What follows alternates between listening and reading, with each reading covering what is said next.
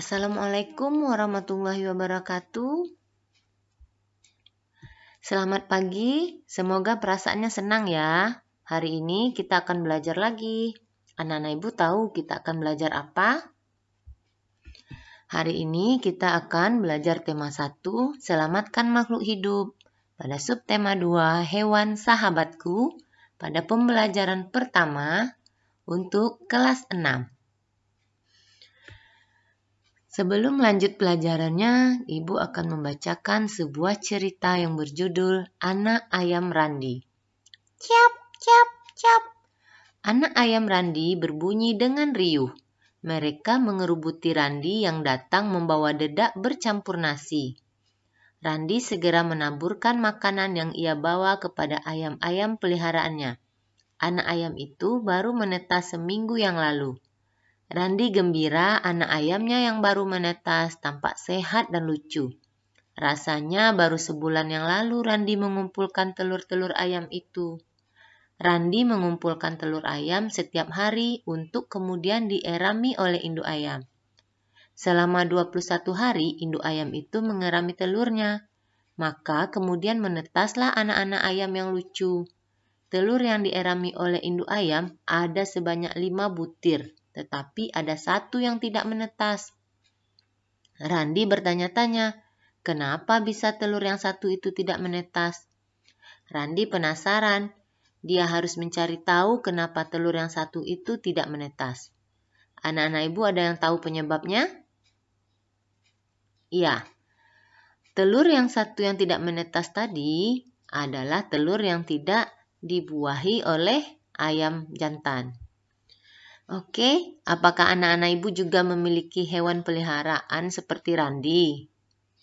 Apakah hewan peliharaannya ikan mas koki? Atau ayam jago? Atau hewan peliharaannya kelinci? Kalau anak-anak ibu ada hewan peliharaan, apakah ada kalian rawat?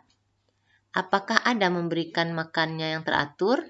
Atau kalau dia sakit, apakah ada dibawa ke dokter hewan?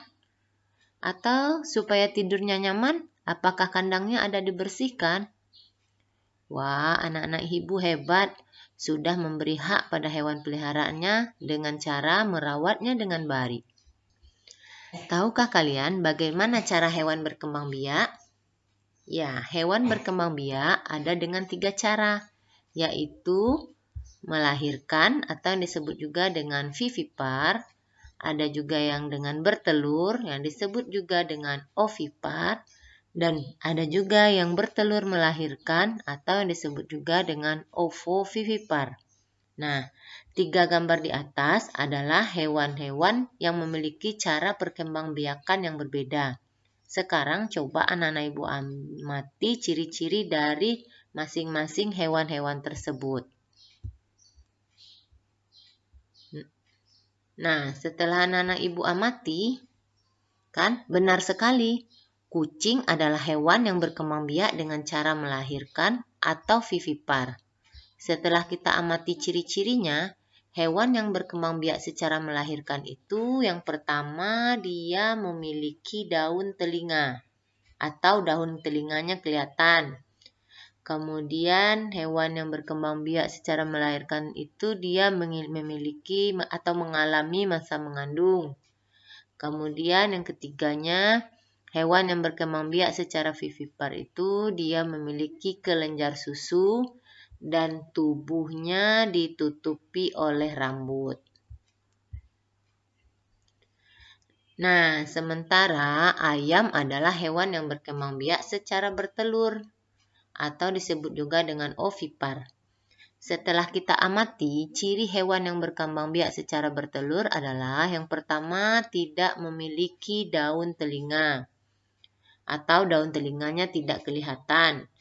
Yang kedua, tidak mengalami masa mengandung, tetapi hewan tersebut mengerami telurnya. Ketiga, calon anaknya atau yang disebut juga dengan embrio berkembang pada saat dierami oleh induknya. Yang keempat, hewan tersebut tidak memiliki kelenjar susu. Dan yang kelima, tubuhnya ditutupi oleh bulu. Nah, ini adalah contoh hewan ovovivipar. Buaya adalah hewan yang berkembang biak dengan bertelur, melahirkan, atau yang disebut juga dengan ovovivipar. Ciri-cirinya adalah yang pertama, berjalan secara melata atau merayap. Yang kedua, sebagian besar hewan ovovivipar memiliki tubuh yang ditutupi kulit yang menyerupai sisik. Yang ketiga, tidak menyirami telurnya. Yang keempat, calon anaknya atau embrio berkembang di dalam tubuh induknya. Nah, anak-anak ibu sudah mengenali ciri-ciri hewan berdasarkan cara berkembang biaknya. Tentunya anak-anak ibu sudah bisa mengelompokkan hewan-hewan berikut berdasarkan cara perkembangbiakannya kan? Nah, silakan diamati gambar hewan-hewan di bawah ini. Kemudian ingat-ingat pengelompokan yang ibu jelaskan tadi dan anak-anak ibu kelompokkan hewan-hewan tersebut. Iya, benar sekali. Pengelompokan hewan tersebut berdasarkan cara perkembangbiakannya dapat kita buatkan seperti gambar di bawah ini. Nah, ini dalam kelompok hewan ovipar, di sini ada kura-kura, ada burung, ada ayam, dan ikan. Sementara dalam kelompok hewan vivipar, ada kucing, ada sapi, dan lumba-lumba. Kemudian, dalam kelompok hewan ovovivipar, ada ular, kadal, dan platypus. Nah, dari gambar ini, Ibu yakin anak-anak Ibu pasti bertanya-tanya. Kenapa ya lumba-lumba termasuk kelompok hewan yang melahirkan?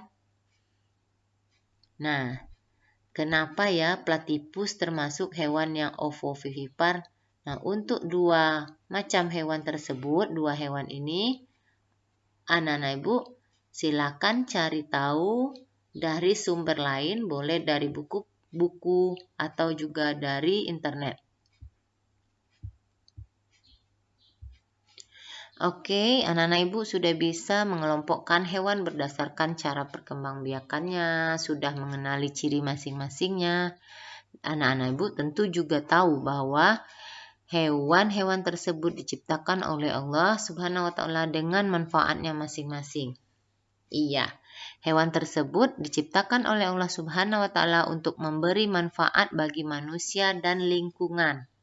Beberapa manfaat hewan bagi manusia dan lingkungan adalah yang pertama sebagai penghasil bahan makanan, kedua sebagai penghasil bahan pakaian dan perhiasan, yang ketiga sebagai bahan obat-obatan, yang keempat untuk diambil tenaganya, yang kelima digunakan sebagai bahan kerajinan. Bahkan ada pula hewan yang digunakan sebagai lambang negara.